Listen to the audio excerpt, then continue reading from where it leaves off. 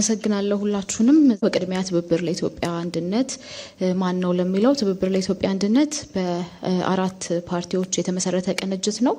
እነዚህም ፓርቲዎች የኢትዮጵያ ህዝባዊ አብዮታዊ ፓርቲ ኢሃፓ፣ የመላው ኢትዮጵያ አንድነት ድርጅት መኢአድ፣ አማራ ጊዮናዊ ንቅናቄና እናት ፓርቲ የመሰረቱት ቅንጅት ነው። እነዚህ ፓርቲዎች በተናጠልም እንዲሁ እንደ ትብብር ደግሞ በኢትዮጵያ ፖለቲካ ውስጥ በጣም ጉልህ ድርሻ ሲያበረክቱ የነበሩ ፓርቲዎች ናቸው። ስለዚህ ትብብራችንም በእነዚህ ፓርቲዎች የተመሰረተ እንደሆነ ለመግለጽ ወዳለው እንግዲህ ከፌደራሊዝም ጋር በተያያዘ ፌደራሊዝም ማለት ምን ማለት ነው ከሚለው ዴፊኒሽን ነው የምንነሳው። ፌደራሊዝም ማለት በአንድ ማዕከላዊ ወይም ብሔራዊ መንግስትና እንዲሁ ደግሞ በአንድ በክልላዊ ወይም ደግሞ በአካባቢዊ መንግስታት እንደ አውዱ በህገ መንግስታዊ ስምምነት የሚከፋፈልበት የመንግስት አወቃቀር ስርዓት ነው። እንግዲህ ፌደራሊዝም ስንል የስልጣን ክፍፍል፣ የህገ መንግስትና የህግ የበላይነት፣ የዳኝነት አካል፣ የህዝብ ሉዓላዊነት፣ የሁለት ምክር ቤቶች መኖር እንዲሁም ራስን በራስና በጋራ የማስተዳደር መርሆችን የሚይዝ አውድ ነው ማለት ነው። እንግዲህ በዋናነት ማቀርበው የእኛን የፌደራሊዝም አማራጭ እንዲሁም ደግሞ አሁን ላይ እየተከተልን ያለ ነው ፌደራሊዝም ምንድነው፣ እንዲሁ ደግሞ እኛ ልናሻሽል የምንፈልገውስ ምንድነው የሚለውን ከዚሁ ጋር በማጣመር ገልጻለሁ። አሁን ላይ ያለው የፌደራሊዝም አወቃቀር እንደኛ እንደ ትብብራችን አቋም ከፌደራላዊነቱ ይልቅ ኮንፌደራላዊነቱ ያደላል የሚል አቋም ነው ያለን። በተለይ ደግሞ የአንድ ክልል ምክር ቤት እገነጠላለሁ ብሎ ቢወስን የህዝቡን ይሁንታ እንኳን ሳያገኝ ሊፈጸም የሚችልበት አሰራር ነው ያለው። አሁንም በክልሎችና በፌደራል መንግስቱ መካከል ያለው አላስፈላጊ ውጥረትም ደግሞ በዚሁ በምንከተለው የፌደራሊዝም አማራጭ መካከል የተፈጠረ ነው ብለን እናምናለን። በተለይ ደግሞ በዚህ የቋንቋ ፌደራሊዝም ላይ አሁን እየተከተልን ባለነው ኢን ሪያሊቲም እየተከተልን ባለነው ላይ ህዝቦች በራሱ በጥርጣሬ እንዲተያዩ በኢትዮጵያ ውስጥ ያለው ህዝብ በጥርጣሬ እንዲተያይ የሚያደርግ ነው። ህዝቦች አልኩት በአጠቃላይ የዓለምን እንትን ለመግለጽ ፈልጌ ነው። በኢትዮጵያ ውስጥ እኛ ህዝብ ብለን ነው የምናስበው። ስለዚህ ትብብሩ ቢመረጥ ምንድነው የሚያደርገው የሚለውን በቅድሚያ ፌደራሊዝም በትክክለኛ መልኩ ሲተረጎም ያለውን መልኮች ይገልጻል። ለምሳሌ ህዝብን ወደ መንግስት የቀረበ ያደርጋል፣ መንግስትንም እንዲሁ ደግሞ ወደ ህዝብ የቀረበ ያደርጋል። የቢሮክራሲ ማነቆችንም እንዲሁ እየፈታ የሚቀጥል ነው። በአሁኑ ጊዜ የምንከተለው የፌደራሊዝም ሁኔታ በጣም የአንደኛ ደረጃና የሁለተኛ ዜጋ በጣም ያሰፈነ እንደሆነ እንረዳለን፣ እናምናለን። ስለዚህ ምንድነው ትብብሩ ቢመረጥ ምንድነው የሚያቀርበው የፌደራሊዝም አማራጭ ለሚለው ቅድም እንዳልኩት በትክክል መንግስት ወደ ህዝብ የቀረበና ህዝቡ ደግሞ የዛ መንግስት ባለቤት ነኝ ብሎ የሚያምንበት አሰራር እንዲሆን እናደርጋለን። በመልክዓ ምድር፣ በህዝብ አሰፋፈር፣ በኢኮኖሚ ሁኔታ ውስጥ ግንዛቤ ላይ ያስገባ አሁን እንደዚህ ብለን የምንናገረው ብቻ ሳይሆን ወደፊት በምናደርጋቸው እንቅስቃሴዎች የባለሙያዎችን ምክረ ሀሳብ የህዝብንም እንዲሁ ደግሞ ፍላጎት መሰረት ያደረገና በትክክለኝነት የህዝብ ሉዓላዊነትን የህዝብ የስልጣን ባለቤትነትን የሚያረጋግጥ የዲሞክራሲ የፌደራሊዝም ስርዓት እንዲፈጠር እናደርጋለን። በትክክልም መንግስት ለህዝብ ተጠሪ የሆነበትና በተገላቢጦሽ ያልሆነበት ሁኔታ አንድ ዜጋ ደግሞ በምንም አይነት ምክንያት የማይፈናቀልበትን የፌደራሊዝም ስርዓት ነው የምንፈጥረው። በእኛ አመለካከት የግለሰብ መብቶች ይበልጥ ቅድሚያ ሊሰጣቸው ይገባል እንላለን። ነገር ግን የግለሰብ መብቶች በሚከበሩ ጊዜ እያንዳንዱ ዜጋ እንደ ቡድኑ ሳይሆን እንደ ማንነቱ እንደ ሰውነቱ ተከብሮ የሚኖርበትን የፌደራሊዝም ስርዓት ነው የምናደርገው። እንዳልኩት ደግሞ በየትኛውም የሀገሪቱ አካባቢ አንደኛና ሁለተኛ ዜጋ የማይኖርበትና ሁሉም ዜጋ ለሀገሩ እኩል ኃላፊነት እኩል የባለቤትነት መብት ያለበትን ስርዓት እናደርጋለን። ወደ በኋላ ላይ ቅድሚያ ሰጥተን ከምንሰጣቸው አንዱ በዋናነት የህገ መንግስት ማሻሻያዎች ጉዳዮች ስለሆኑ የምናሻሽላቸው አንቀጾች ምንድናቸው፣ ከፌደራሊዝሙ ጋርስ ያላቸው ግንኙነት ምንድነውና እኛ ደግሞ አትላርጅ ልንከተለው ስለምንፈልገው ሀገራዊ ሁኔታና ሀገራዊ መግባባት ምን ሊያበረክቱ ይችላሉ የሚለውን በመውጫ ንግግራችን እንዲሁም ደግሞ ከዛ በፊት ባሉት የምናደርግ ይሆናል። እንዳልኩት ትብብር ለኢትዮጵያ አንድነት በአራት ፓርቲዎች የተመሰረተ ቅንጅት ነው። ትብብር ለኢትዮጵያ አንድነትን ስትመርጡ ሁላችሁም ሰው ሆናችሁ የምትኖርበትን ሀገር እየመረጣችሁ እንደሆነ እንድታሳስቡ። ወደ ትብብር ለኢትዮጵያ አንድነት ልሂድ። የኛ እንግዲህ ቅድም እንደጠቀስ ነው በህዝብ ይሁንታ ላይ የተመሰረተና ዜጎች ደግሞ በአካባቢያቸው ራሳቸውን የሚያስተዳድር ተአማኒ የሆነ መንግስትን ወይም ደግሞ ክልላዊ መንግስትን ክልል ባንለውም በመናቋቁማቸው ስለዚህ አብዛኛውን ስልጣን ለክልሎች ነው የሚሰጠው ወይስ ለፌዴራል መንግስቱ ነው የሚሰጠው? እንደ የስልጣን አይነቶቹ ይለያያል። የፌዴራል መንግስቱ የሚይዛቸው ስልጣኖች አሉ። ቅድም እንዳልኩት ደግሞ አስተዳደራዊ የሆኑ የክልል መንግስቶቹ የሚይዟቸው ስልጣኖች ይኖራሉ።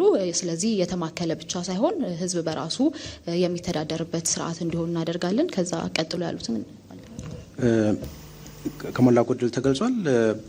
ለምሳሌ አስተዳደራዊ ወሰን ነው ሊኖረን የሚችለው እንጂ ራሳቸውን የቻሉ ሉዓላዊ ግዛቶች አይደሉም። ስለዚህ አሁን ህገ መንግስቱ ላይ የተጠቀሰውን በፌዴራል መንግስቱና በክልሎች መካከል ያለውን የስልጣን ክፍፍል እዚህ ላይ ህገ መንግስታዊ ለውጥ ታደርጋላችሁ ማለት ነው? በትክክል አገልግሎት ነክ ነገሮች ወደ ሰው መቅረብ አለባቸው። ሞር የዲፕሎማቲክ የሆኑ የፌዴራል ወይም የጸጥታ ጉዳዮች ወደ ፌዴራል መንግስቱ ይመጣሉ። አመሰግናለሁ። ጨርሳችኋል። አመሰግናለሁ። በፌዴራልና በክልሎች መካከል ስርዓቱ በፈቀደውና ህግ ባስቀመጠው መልክ ወደ ፌዴራል መንግስቱ ያደላ ሳይሆን ለክልሎች ሙሉ የመልማት የማደግ መብት የሰጠ አስተዳደራዊና አገልግሎታዊ ስራዎችን ወደ ክልሎች ያወረደ ነው። ተጨማሪ አዋጅ 1231 2013 ክልሎች በራሳቸው ለምተው ራሳቸውን እንዲያሳድጉ የወጣ ተጨማሪ አዋጅ ነው። ይሄ ማለት ክልሎች በራሳቸው እንዲለሙ ማድረግ ነው። በቋንቋቸው እንዲሰሩ አስተዳደራዊ ስራዎቻቸውን በቋንቋቸው ፍትሃዊ ነው ብላችሁ ነው የምታምኑት ማለት ነው? አሁን ያለው ስራ ላይ ያለው በህገ መንግስቱ የተጠቀሰው ለፌዴራል መንግስት ያደላ አይደለም፣ ለክልሎችም የሚገባቸውን የሰጠ ነው። የስልጣን ክፍፍሉ ትክክል ነው ብላችሁ የምታምኑና የራሳቸውን እንዲያስተዳድሩ እንዲያሳድጉ እድል የሰጠ ተጨማሪም አዋጅ ያወጣ ነው። በተግባር ላይም ያለ ነው። መሶብ አገልግሎት ተጨማሪ በቅርብ ጊዜ በየአካባቢያችን ያየነው ፍትሃዊ ነው። ብልጽግና ምንም አይነት ህገ መንግስታዊ ለውጥ አያደርግም ማለት ነው? ይሄ ከዛ ጋር አያያዝም። ህገ መንግስታዊ ለውጡን በምክክር ኮሚሽን እንደ አንድ ፓርቲ ሀሳባችንን የሚያስፈልገንን የህዝብንም ድምጽ ጨምረን አቅርበናል። በራሳችን በኩል የስልጣን ክፍፍልን በተመለከተስ በፌዴራል መንግስትና ይቅርታ በስልጣን ክፍፍልን በተመለከተ እዚች ፍሬዝ ላይ ማለት ነው የሚያደርገው ለውጥ የለም። ክልሎች ህዝብ ነው የሚያስተዳድራቸው። ያ ህዝብ ፍላጎት ካለውና ከተጠየቀ በምክክር ኮሚሽን ውስጥ ህዝቦች ሀሳባቸውን እንዲያቀርቡ እድል ተከፍቷል። በዛ ውስጥ እንደ አንድ ፓርቲ እኛም ሀሳባችንን እናቀርባለን። ከዛ ውጭ ግን አሁን ያለው ክፍፍልና አስተዳደራዊ ስርዓት ግን መርሁን የጣሰ አይደለም።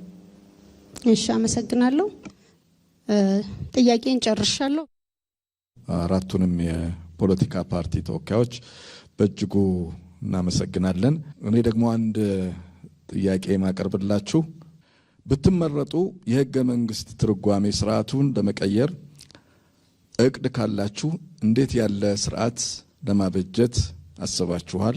አሁን ያለው ህገ መንግስት ስርዓት በተመረጠበት ጊዜ ታሳቢ የተደረጉ ስጋቶችንስ እንዴት ትቀበላላችሁ የሚል ነው። የመጀመሪያው ሰላም ለኢትዮጵያ ጥምረት። እሺ፣ እናመሰግናለን። እኛ የህገ መንግስት ትርጉም ወይም የህገ መንግስት ትርጓሜን በተመለከተ የተለየ አደረጃጀትም አሰራርም ነው ያለን። የህገ መንግስት ጉዳይ በህገ መንግስታዊ ፍርድ ቤት ነው መተርጎም ያለበት የሚል እምነት ነው ያለን። ለምንድን ነው ይሄንን ስንል አሁን ያለው የፌዴሬሽን ምክር ቤት በራሱ አስፈጻሚ ነው፣ በራሱ ህግ ተርጓሚ ነው። የፌዴሬሽን ምክር ቤት አባላት የአንድ ፓርቲ አባላት የክልል ርዕሳነ መስተዳድሮችን ጭምር ይዘው የህግ ጉዳይ ወደ እነሱ በሚመጣበት ጊዜ እነሱ ራሳቸው በሚጠየቁበት ጉዳይ እንደገና ፈራጭ ሆኖ ነው የሚቀመጡት።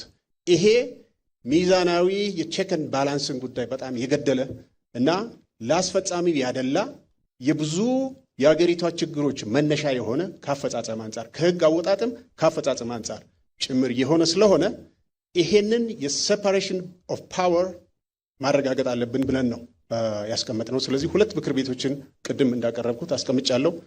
በሁለቱ ምክር ቤቶች በላይኛው ምክር ቤት የሚወከሉ የባለሙያዎች ቡድን ተዋቅሮ ፌዴሬሽን ምክር ቤት ቀደም ሲል ይሰራ የነበራቸውን የክልል የህዝብና የክፍለ ሀገራት ጉዳይ ያስተናግዳል። ከዛ ውጪ ግን የኮንስቲቱሽናል ኮርት ይኖረናል። ቀሪውን ለጓደኛዬ።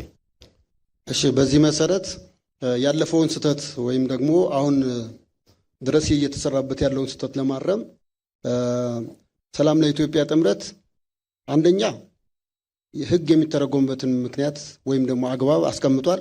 ሁለተኛ ደግሞ ባለስልጣናት ለምሳሌ ፌዴሬሽን ምክር ቤት ላይ ህግ መጀመሪያ ለምሳሌ አንድ ዜጋ መብቱን እስከ ጠቅላይ ፍርድ ቤት ድረስ ይሄዳል። እንደገና ወደ ፌዴሬሽን ምክር ቤት ሲመጣ ደግሞ የጠቅላይ ፍርድ ቤቱ ዳኛ ሰብሳቢ ሆነው ይመጣሉ። ይሄን ለማስቀረት በተቻለ መጠን አዲስ ስርዓት አመሰግናለሁ። ኢዜማ አመሰግናለሁ። በዋናነት የሚነሳው ከህገ መንግስቱ ጋር ተያይዞ ለሃውስ ኦፍ ፌዴሬሽን የተሰጠበት መሰረታዊ ምክንያት ህገ መንግስቱን ያቋቋሙት ብሔር ብሔረሰቦች ስለሆኑ ይህንን ህገ መንግስት መተርጎም ያለባቸው የህገ መንግስቱ ባለቤቶች ብሔር ብሔረሰቦች ናቸው የሚል ነው። ግን ይሄ ሎጂክ በፍጹም የሚያስኬድ አይደለም። የፖለቲካ ሰነድ እንደመሆኑ መጠን ህገ መንግስት በተመሳሳይ መልኩ ህግ ነው። የሀገሪቷ ትልቁ ህግ ነው ህገ መንግስት፣ ሱፕሪም ሎ ኦፍ ዘ ላንድ የምንለው ነው። ስለዚህ እንደ ህግ መቆጠር አለበት የመጀመሪያው። እንደዛ ካልን በፓርላማ ደረጃ የተመረጡ ፖለቲከኞች ቁጭ ብለው የሚያወጧቸውን አዋጆች በሙሉ ፖለቲከኞች ቁጭ እያሉ ሊተረጉሙ ነው ማለት ነው። ያ ሎጂክ አያስኬድም። አንደኛው። ሁለተኛው የፖለቲካ ተወካይ የሆኑ የፌዴሬሽን ምክር ቤት ሰዎች ቁጭ ብለው እጅ እያወጡ የሚወስኑበት ጉዳይ መሆን የለበትም ህገ መንግስት። ትላንትና ኢህአዴግ ስልጣን በያዘበት ጊዜ ህገ መንግስት በራሱ መንፈስ የራሱ ፖለቲከኞች ይተረጉማሉ። ዛሬ ብልጽግና ሰዎች ሲመጡ ደግሞ ፖለቲከኞች ናቸው፣ የራሳቸውን አጀንዳ ይዘው የራሳቸውን ይተረጉማሉ። እንዲህ ያለ የህገ መንግስት ትርጉም ህግ ስለሆነ ገለልተኛ የሆኑ ህገ መንግስት ከወጣበት መንፈስና ዓላማ አንጻር ሊተረጉሙ የሚችሉ ባለሙያዎች ያስፈልጉታል የሚል እምነት አለን እንጂ የፖለቲካ ሰዎች ቁጭ ብለው ህግ የሚተረጉሙበት ስርዓት ሊቆም ይገባል የሚል እምነት አለን። ህገ መንግስቱ መንፈስና ዓላማ አንጻር እስከተተረጎመ ድረስም የተነሳበትን የህገ መንግስቱን ዓላማ ሚስ ሊያደርግ አይችልም። አመሰግናለን።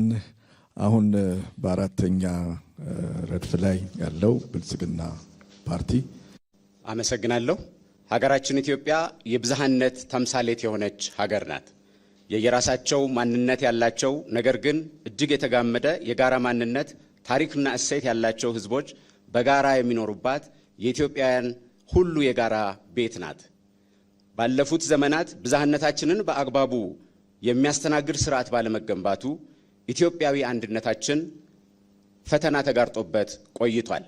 ብልጽግና ፓርቲ በሀገራችን ያለው ሰፊ ብዝሃነት ለኢትዮጵያ አንድነት መሰረት እንዲሆን አድርጎ መጠቀም ይቻላል፣ ብዝሃነትም ጸጋ እንጂ ስጋት አይደለም ብሎ ያምናል። በሀገራችን ያለው የብሔር፣ የቋንቋ፣ የባህልና ሌሎች ማንነቶች ብዝሃነት ለኢትዮጵያ አንድነት እንደ ጸጋ ለመጠቀም የመንግስት አወቃቀሩ ህብረ ብሔራዊ የፌዴራል ስርዓት መሆን አለበት ብለን እናምናለን። ህብረ ብሔራዊ የፌዴራል ስርዓት ብዝሃነትን የሚያስተናግድ በህዝቦች ማንነትና በሀገራዊ አንድነት መካከል ሚዛን የሚጠብቅ አካታችና አቃፊ ፌዴራሊዝም እንጂ አንዳንዶች እንደሚሉት የብሔር ፌዴራሊዝም አይደለም። አወቃቀሩም መልክዓ ምድራዊ አሰፋፈርን፣ የጋራ ማንነትን እና የጋራ ፈቃደኝነትን መሰረት አድርጎ የሚተገበር ነው። በሀገራችን ህብረ ብሔራዊ ፌዴራሊዝም ባለፈው ስርዓት የአተገባበር ችግር ነበረበት። ነገር ግን ከሀገራዊ ለውጡ ወዲህ የፌዴሬሽኑ አባል ክልሎች በህገ መንግስቱ ተለይቶ በተሰጣቸው ግልጽ ስልጣን ያለማንም ጣልቃ ገብነት ራሳቸውን ያስተዳድራሉ። በፌዴራል መንግስቱ ውስጥ ደግሞ ኢትዮጵያን በጋራ ይመራሉ።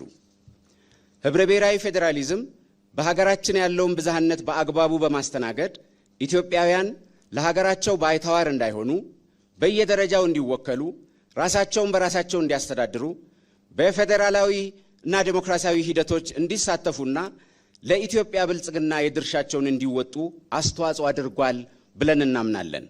ውድ ኢትዮጵያውያን፣ ህብረ ብሔራዊ ፌዴራሊዝምን በሀገራዊ አንድነትና በህዝቦች ማንነት መካከል ሚዛን ጠብቆ መተግበር ህዝቦች ቋንቋቸውን፣ ባህላቸውንና ሌሎች ማንነቶቻቸውን እያጎለበቱ በዘመናት መካከል በተጋመደ የጋራ ማንነታቸው ደግሞ ህብረ ብሔራዊ ወንድማማችነትንና እህትማማችነትን በማዳበር በጋራ ትርት ላይ የተመሰረተ ጠንካራ ኢትዮጵያዊ አንድነትን መገንባት ይቻላል ብለን እናምናለን። ህብረ ብሔራዊ የፌዴራል ስርዓት ለኢትዮጵያ የግዛትና የህዝቦች አንድነት መጠንከር ሁነኛ አማራጭ እንጂ የስጋት ምንጭ ሊሆን አይችልም። በፍጹም ፈቃደኝነትና የጋራ ህልም ላይ የተመሰረተ ህብረትና ትብብር ማረጋገጥ የሚቻለው ሁሉን አካታች አቃፊና አሳታፊ የፌዴራል ስርዓት መገንባት ሲቻል ነው ብለን እናምናለን። የፌዴራል ስርዓቱ ህጋዊና ተቋማዊ መሰረት ይበልጥ እንዲዳብር የተጀመሩ የሀገራዊ ሪፎርም እርምጃዎች ተጠናክረው ቀጥለዋል። ህገ መንግስታዊ መሰረት ያለው ህብረ ብሔራዊ የፌዴራል ስርዓቱ ህጋዊና ተቋማዊ መሰረቱ ይበልጥ እንዲጠናከር የመንግስታት ግንኙነት ስርዓት መወሰኛ አዋጅ ወጥቶ ተግባራዊ ተደርጓል። በዚህም በክልሎች መካከል እንዲሁም በክልሎችና በፌዴራል መንግስት መካከል መተባበር፣ መደጋገፍ፣ መቀናጀትና በምክክርና በጋራ ችግርን እየፈቱ መሄድ እየዳበረ መጥቷል። ፓርቲያችን ብልጽግና ደግሞ በራሱ ህብረ ብሔራዊ ፓርቲ በመሆኑ በእሳቤው በአደረጃጀቱና በአሰራሩ ህብረ ብሔራዊ የፌዴራል ስርዓቱን የሚያጸና የኢትዮጵያን አንድነትም የሚያጠናክር አካታችና አቃፊ ተቋም ሆኗል። ኢትዮጵያን የሁሉም ኢትዮጵያውያን የጋራ ቤት ለማድረግና በጠንካራ አንድነት ላይ የተመሰረተ ጽኑ ሀገረ መንግስት ለመገንባት ህብረ ብሔራዊ ፌዴራሊዝም በሀገራዊ ምክክር ይበልጥ እንዲዳብርና በውጤታማነት እንዲተገበር ጠንክረን እንሰራለን። ህብረ ብሔራዊ የፌዴራል ስርዓቱ ለዘላቂ አዎንታዊ ሰላምና ለአንድነታችን ዋስትና እንዲሆን አስተሳሳሪ የጋራ ትርክትም አብሮ መገንባት አለበት ብለን እናምናለን። ፌዴራሊዝሙን በህዝቦች ታሪካዊ ትስስርና በሁኔታዎች የማይቀያየር የጸና አብሮነት ትርክት ላይ ገንብተን ብዝሃነትን ጌጣችን፣ ኢትዮጵያዊ አንድነትን ደግሞ የጋራ ማንነታችን በማድረግ ዘላቂ አዎንታዊ ሰላም እንዲረጋገጥ ጠንክረን እንሰራለን። ብልጽግናን ይምረጡ። ብልጽግናን መምረጥ ጠንካራ የፌዴራል ስርዓት ማረጋገጥ ነው። ብልጽግናን መምረጥ ከሁሉም ለሁሉም በሁሉም የሆነች ሀገር መገንባት ነው። ምልክታችን የስንዴ ነዶ ነው። የስንዴ ነዶ የመደመር የትብብርና የአንድነት ምልክት ነው። ኢትዮጵያን ወደ ተምሳሌት ሀገር። አመሰግናለሁ። አራታችሁንም እጅግ አድርገን እናመሰግናለን። አሁን ወደ ሁለተኛው ዙር ነው የምንሄደው። የመጀመሪያው ጥያቄ የኢትዮጵያ የፌዴራል ስርዓት የተመሰረተበት መርሆ የብሔሮችን የራስ እድል በራስ የመወሰን መብትን ህገ መንግስታዊ እውቅና መስጠት ላይ ነው። ይህ የፌዴራል ስርዓቱን መሰረታዊ መርሆ ፓርቲዎ ይቀበላል ወይ? ያስቀጥላልስ ወይስ የሚያስተዋውቁት ሌላ ለውጥ አለ የሚል ነው። መጀመሪያ ሰላም ለኢትዮጵያ ጥምረት ጀምሩ። እሺ፣ እናመሰግናለን። ጥያቄው ዛሬ ባለው ህገ መንግስት ላይ ፌዴራሊዝም የቆመበትን የብሔር ብሔረሰቦች እና የህዝቦች መብት በተመለከተ ተቀብላችሁ ታስቀጥላላችሁ? የራሳችሁ ሌላ አማራጭ አላችሁ? ሌላ አማራጭ አለን። ሌላ አማራጫችን ኦልሬዲ ቅድም በንግግሬ አሰምቻለሁ። እሱ ላይ ያለውን የቋንቋ፣ የማንነት፣ የህዝብ አሰፋፈር፣ የመፈቃቀድ እንዳለን እንወስዳለን። ይሄ ግን በቂ አይደለም። አሁን በቂ ባለመሆኑ እየታየ ነው ያለው ብዙ ችግሮች አሉ፣ ቅድም የጠቀስኳቸው ችግሮች። ይህን ለማስተካከል አንድ ተጨማሪ 2 ነጥቦችን እንጨምራለን። አንደኛው የአስተዳደር ምቹነት ነው። አስተዳደር ምቹነትን እንደዚሁ የምንቀበለው ይሆናል። ሁለተኛ የዜጎች የሀገር ባለቤትነት ጉዳይ፣ በተለይ ማይኖሪቲ ተብሎ የሚጠቀሱ መገለል የሚደርሳባቸው ዜጎችና እንደዚሁም ውህዳን ማህበረሰቦች በዚህ ውስጥ ትልቅ ኮምፕሌንት እንዳላቸውና ኮምፕሌንቱም ትክክል እንደሆነ በኢትዮጵያ ሕዝብም ተገንዝቧል። እኛም በራሳችን ደረጃ ተገንዝበናልና እነዚህን ዜጎች የእያንዳንዱ ክልል ባለቤትነታቸው የሚረጋገጥበትን እንደ ልባቸው ተዘዋውረው ሀብት ንብረት ማፍራት የሚችሉበትን ሙሉ ዜግነት የሚያገኙበትን መንገድ እዛ ላይ ጨምረናል። በዚህ መሰረት ፌዴራሊዝማችን የቆመ ይሆናል ማለት ነው። ሁለተኛው ደግሞ ለሁለተኛው ረድፍ ላይ ለኢዜማ እንሰጣለን። አሁን ያለው ፌዴራሊዝም ህገ መንግስቱ ላይ እንደተቀመጠው 4 መስፈርቶችን በዋናነት መስፈርት አድርጎ ይቋቋማል ነበር የሚለው። ግን የኛ ፌዴራሊዝም ዋናው መስፈርት አድርጎ የተቋቋመው ቋንቋን ነው። ቋንቋን መስፈርት አድርጎ የተቋቋመው ፌዴራሊዝም በጊዜ ሂደት ደግሞ እየወረደ ዘርን መሰረት አድርጎ አጥንትና ደም የሚቆጥር ፌዴራሊዝም ነው። ፌዴራሊዝሙ ግን መሆን የነበረበት አገሪቷ ለረጅም ጊዜ በአህዳዊ ስርዓት ውስጥ በመቆየቷ አህዳዊ ስርዓትን በፌዴራል ስርዓት መተካት፣ በመንግስት ምሰሶዎች መካከል ተገቢ የስልጣን ቁጥጥርና ክትትል ማድረግ፣ የፖለቲካ ስልጣንን ወደ ታችኛው ማህበረሰብ ማውረድ፣ የነበሩ ልዩነቶችን በአግባቡ መፍታት፣ ሁሉም አካባቢዎች ተመጣጣኝና ቀልጣፋ ልማት እንዲያገኙ ማድረግ ነበር። ያንን ግን አላደረገም። እኛ ምን ታረጋላችሁ ለተባለው እነዚህን መስፈርቶች ያሉትን መስፈርቶች በአግባቡ ስራ ላይ እንዲውሉ እናደርጋለን። በተጨማሪ ደግሞ ለህብረ ብሔራዊ መግባባት አመችነት፣ የሀብት ስብጥርና ፍትሃይነት፣ የመልክዓ ምድርን አቀማመጥ፣ የህዝብ አሰፋፈርና ለአስተዳደር አመችነትና ቋንቋ፣ ባህልና ስነልቦናዊ ቁርኝትን መሰረት ያደረገ የፌዴራል አደረጃጀት እንዲኖር እናደርጋለን። የቀረውን ለወንድም አመሰግናለሁ። አሁን ያለነው የምንጠቀመው ፌዴራሊዝም እንደተባለው ቋንቋንና ማንነትን መሰረት ያደረገ ነው። እንደምናውቀው ኢትዮጵያ ብዙ ብሔር ብሔረሰቦች ያለባት ሀገር ናት። ግን የብሔር ብሔረሰቦች ሀገር ብቻ አይደለችም። ብዙ ሃይማኖት ያለባት ሀገር ናት። ብዙ የተለያየ ጾታ ያለባት ሀገር ናት። የተማረ ያልተማረ፣ ወጣት፣ አዛውንት ልጆች ያሉባት ሀገር ናት። እነዚህ ሁሉ ማንነቶችን የሚያስተሳስረው አንድ የሚያደርገን ዜግነታችን ነው። ስለዚህ ከማንነታችን አንዱን ብቻ ለይቶ ቋንቋንና ብሔርን መነሻ አድርጎ ያቋቋመው ሌሎች ማንነቶችን የዘነጋ የተለያየ ተወላጅ ከተለያየ ብሔረሰብ ተወላጅ የሆኑ ዜጎችን አገር አልባ ያደረገ የፌዴራሊዝም ስርዓት ነው። ስለዚህ ይህን ሁሉ ማንነታችንን የሚያስተሳስረው ኢትዮጵያዊነታችንና ዜግነት ነው። ስለዚህ አጠቃላይ የህገ መንግስቱ መንፈስ የፌዴራሊዝም ስርዓታችን አሁን በተቀመጡት ወንድሜ እንዳለው ባስቀመጥናቸው 4 መስፈርቶች መሰረት ክልሎችን እንዳዲስ እናደራጃለን። አጠቃላይ የፌዴራሊዝሙ መንፈስና የህገ መንግስቱ መንፈስ ግን ከማንነትና ከቋንቋ የወጣ ዜጎችን መሰረት ያደረገ የዜግነት ፖለቲካንና ያንን መሰረት ያደረገ የፌዴራሊዝም ስርዓት እንከተላለን። አመሰግናለሁ። በሶስተኛ ደግሞ ረድፍ ላይ ያለው ትብብር ለኢትዮጵያ አንድነት መጀመር ይቻላል። እሺ፣ በጣም እናመሰግናለን። አሁን ያለው በህገ መንግስቱ የተቀመጠው የፌዴራሊዝም አወቃቀር በጽንሰ ሀሳብ ደረጃ ፌዴራሊዝምን ማስተዋወቁ በጎ ሆኖ ግን ለብዙ ቀውሶችና ለብዙ ዳፋዎች የዳረገ ነው። ሰዎች ከቦታ ቦታ ለመዘዋወር እጅግ አዳጋች የሆነበትና መሬት ለቋንቋ ለማንነት የተሰጠበት እጅግ አደገኛ ጽንሰ ሀሳቦች ስላሉት ለውጥ ይፈልጋል። ለውጡም ህገ መንግስታዊ ለውጥ ነው። ያም ከመልክዓ ምድር፣ ባህል፣ የልማት ተጠቃሚነት፣ የህዝብ አሰፋፈርና የህዝብ ይሁንታን ማግኘት አለበት። በዋናነት ግን ኢትዮጵያን ወይም ኢትዮጵያዊነትን ሳንፈራ የምንናገርበት ወይም ያንን አቃፊ የሆነ የፌዴራል ስርዓት መኖር አለበት። በሁለቱ መካከል ምጥጥን መኖር አለበት። በማንነት የመታወቅ እፈልጋለሁ የሚል ይኖራል።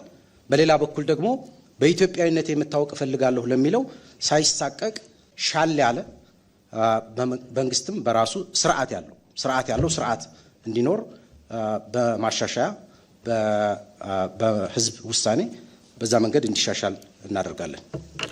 በጣም ነው አመሰግነው። አሁን በአራተኛ ረድፍ ላይ ያለው ብልጽግና ፓርቲ። በጣም አመሰግናለሁ። እንግዲህ ይሄ ራስን በራስ የማስተዳደር የህዝቦች ማንነትን ማክበር በዛ ላይ የተመሰረተ ደግሞ መዋቅራዊ አሰራር መዘርጋት ለኢትዮጵያ አንድነት ለኢትዮጵያ አብሮነት እጅግ በጣም ወሳኝ ነው የሚል እምነት አለን። በተለይ የህዝብ እንደ ህዝብ ማንነቱን ማክበር፣ ቋንቋውን ማክበር፣ ባህሉን ማክበር እኔ እንደ ህዝብ መገለጫ አለኝ እንደዛ እንድታወቅ እፈልጋለሁ ራሴንም በራሴ ማስተዳደር እፈልጋለሁ የሚለው ጥያቄ ከ1960ዎቹ ጀምሮ እጅግ በጣም መሰረታዊ የሆነ የህዝብ የትግል አጀንዳ ሆኖ ለሀገራዊ አንድነታችንም ለግዛት አንድነታችንም በጣም ፈተና የነበረ ጉዳይን ወደ ጎን ትተን ሳንመልስ ይሄን ጉዳይ በአግባቡ ኢትዮጵያዊ አንድነትን በማይጎዳ መንገድ የህዝቦች ማንነትንና ኢትዮጵያዊ አንድነትን ሚዛን አስጠብቀን ካልመለስን የኢትዮጵያን አንድነት አደጋ ላይ እንጥላለን የሚል እምነት አለን። ስለዚህ ብልጽግና ፓርቲ ምን ብሎ ያምናል? የጋራ ማንነት ኢትዮጵያዊ ማንነት ከህዝቦች ማንነት ጋር ሚዛን ጠብቆ ማስኬድ ይቻላል። የግል መብትና የሀገራዊ አንድነት አይጋጭም። የቡድን መብትና የግል መብት አይጋጭም። ሚዛኑን አስጠብቆ ማስኬድ ይቻላል። ስለዚህ ህዝቦች ራሳቸውን በራሳቸው እያስተዳደሩ ለኢትዮጵያ አንድነትም ምሰሶ መሆን ይችላሉ። ለዚህ ደግሞ አወቃቀሩ ብቻ ሳይሆን የጋራ አብሮነት ትርክት መገንባት ያስፈልጋል። የጋራ ትርክት ህዝቦችን የሚያጋምድ አብሮ የሚያዛልቅ ኢትዮጵያ እንዲሉ የሚያደርግ ኢትዮጵያ የኔ ሀገር ናት የራሴ ናት እንዲሉ የሚያደርግ የጋራ ትርክትም አብሮ ከተገነባ የህዝቦች ራሳቸውን በራሳቸው ማስተዳደር ችግር አይደለም፣ በአግባቡ ማስተናገድ ይቻላል። ለኢትዮጵያ አንድነትም ዋነኛ ምሰሶ አድርጎ መጠቀም ይቻላል የሚል እምነት አለን። አራታችሁንም እጅግ አድርጌ ነው አመሰግነው። እዚህ ከጎኔ ታላላቅ ጋዜጠኞች አሉ። የመጀመሪያውን እድል ለኤርሚያስ በጋሻው ሰጣለሁ።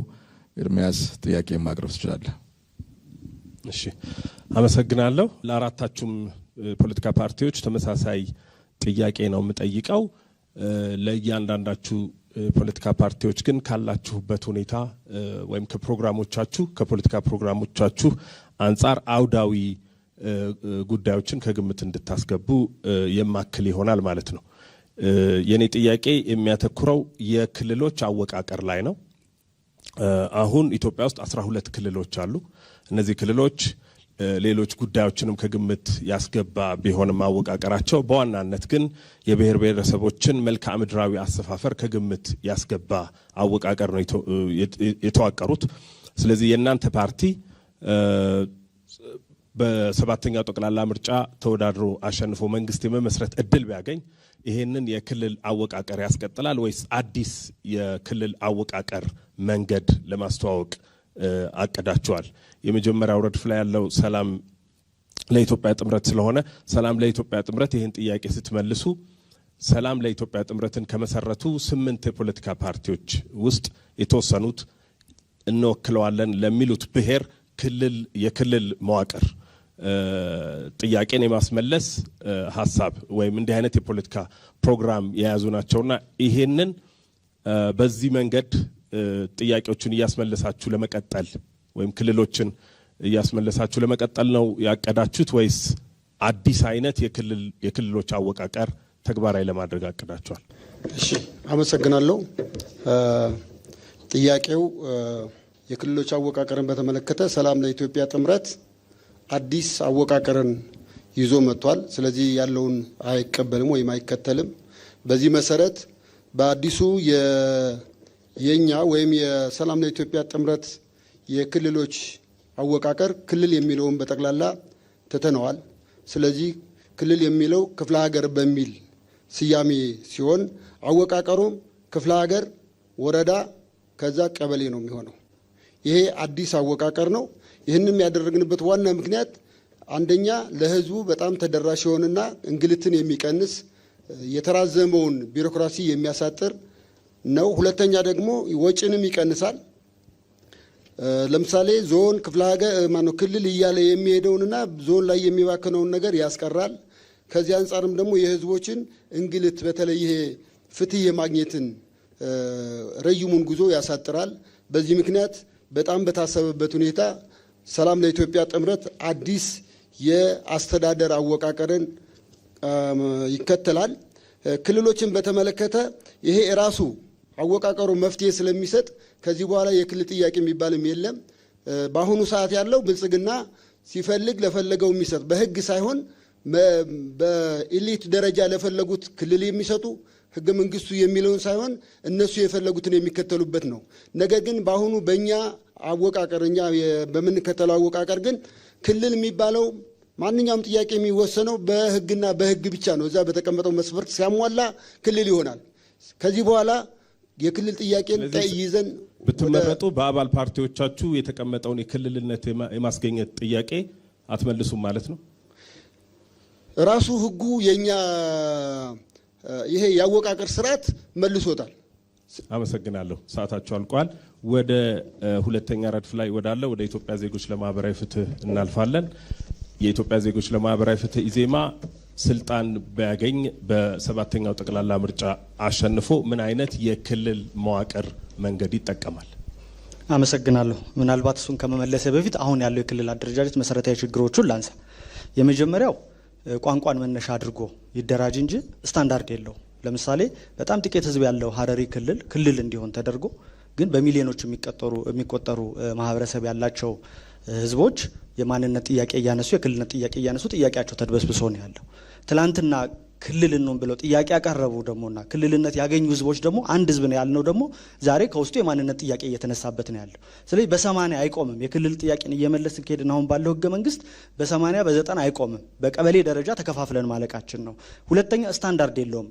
ስለዚህ ይሄ በብሔርና በቋንቋ ላይ የተመሰረተው የክልል አደረጃጀት በምንም መልኩ ውጤት ሊያመጣ ሊተገበር የማይችል ነው ማለት ነው። ሁለተኛ ቅድም እንዳነሳሁት ይሄ በብሔር ላይ ብቻ ያተኮረ እንጂ ሌሎች ማንነቶችን የዘነጋ ከተለያየ ብሔር ተወላጅ የሆኑ ሰዎችን ያፈነ ትንንሽ አህዳዊ የሆኑ ክልሎችን የፈጠረ በዛ ክልል ውስጥ ያሉ ነዋሪዎች መብትና ማንነታቸው እንዳይከበር ያደረገ የክልል አደረጃጀት ነው። ስለዚህ እኛ ብንሆን አጠቃላይ ቅድም እንዳልን ይሄን የክልል ፌዴራሊዝሙን እናስቀራለን። አንደኛ ክልሎች መደራጀት አለባቸው ብለን ያስቀመጥናቸው 4 ስታንዳርዶች አሉ። የመጀመሪያው መልክዓ ምድራዊ አቀማመጥ፣ የህዝብ አሰፋፈር፣ በአጠቃላይ የአስተዳደራዊ ልማት ስራዎች አመቺነትን ታሳቢ እናደርጋለን። ሁለተኛ ቋንቋና ባህልን ታሳቢ እናደርጋለን። ሶስተኛ የሀብት ስብጥርን እና ፍትሐዊነትን ታሳቢ እናደርጋለን። አራተኛ ለብሔራዊ መግባባት አመቺ የሆኑትን እናደርጋለን። አሁን ያሉ ክልሎች የተወሰኑት በጣም የተለጠጡና ለአስተዳደር የማይመቹ፣ የተወሰኑ በጣም ጥቂት የሆኑ ፍትሐዊ የሀብት ክፍፍል የሌለባቸው ናቸው። እነዚህን 4 መስፈርቶች መነሻ አድርገን ፍትሐዊ የሀብት ክፍፍል ያለው የክልል አደረጃጀቶችን በ4 መስፈርቶች እንፈጥራለን። እናመሰግናለን። ወደ 3ኛ ረድፍ ላይ ወዳለው ወደ ትብብር ለኢትዮጵያ አንድነት እናልፋለን። ትብብር ለኢትዮጵያ